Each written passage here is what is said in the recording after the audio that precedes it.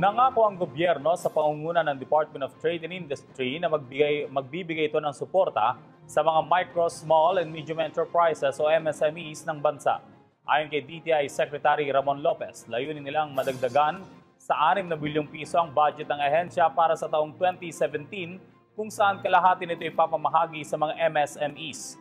Binigyang diin ni Lopez na ang Shared Services Facilities o SSF na nakalaan para sa mga MSME tulad ng Go Negosyo Centers ay nangangailangan ng dagdag na pondo na aabot sa halagang 6 na milyong piso.